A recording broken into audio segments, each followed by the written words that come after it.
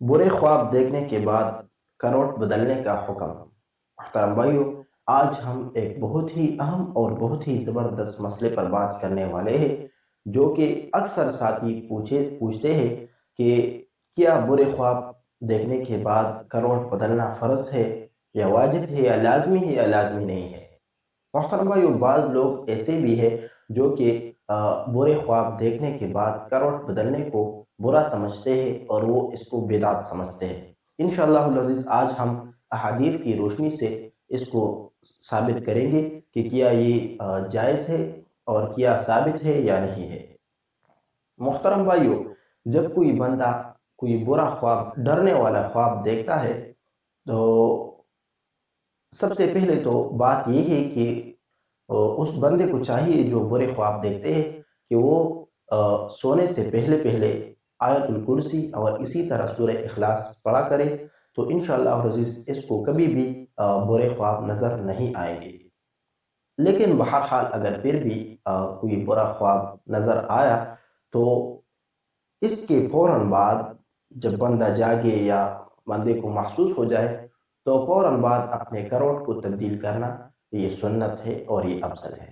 محترم بھائیو، حضرت جابر رضی اللہ تعالیٰ عنہ سے روایت ہے، وہ پیغمبر پاک صلی اللہ علیہ وسلم سے روایت نقل کرتے ہیں، عن جابر رضی اللہ تعالیٰ عنہ قال قال رسول اللہ صلی اللہ علیہ وسلم اذا رأى احدكم الرؤيا يكرهها فليبزق عن يساره ثلاثا وليستعذ بالله من الشيطان ثلاثا وليتحول عن جنبه الذي كان عليه۔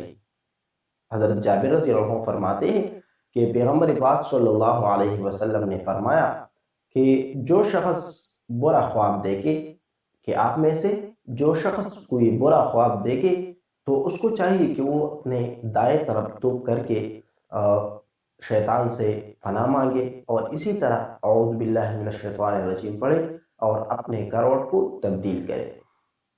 محترم بھائیو، یہ مسلم شریف کی روایت ہے کہ پیغمبر پاک صلی اللہ علیہ وسلم نے اسی طرح فرمایا ہے۔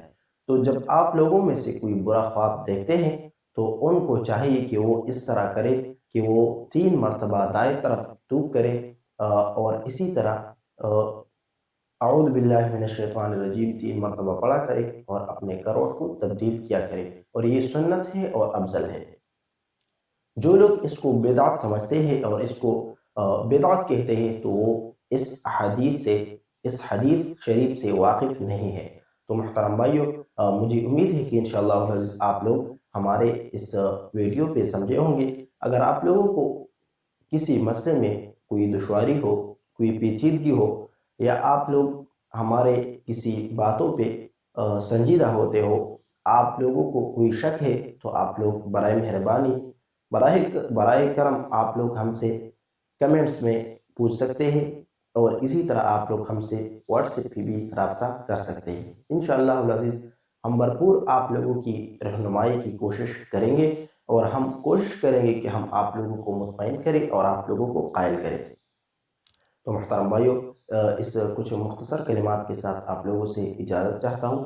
اپنا بہت سارا خیال رکھیے گا، ملتے ہیں انشاءاللہ تعالی اگلی ویڈیو میں۔ السلام علیکم ورحمۃ اللہ وبرکاتہ۔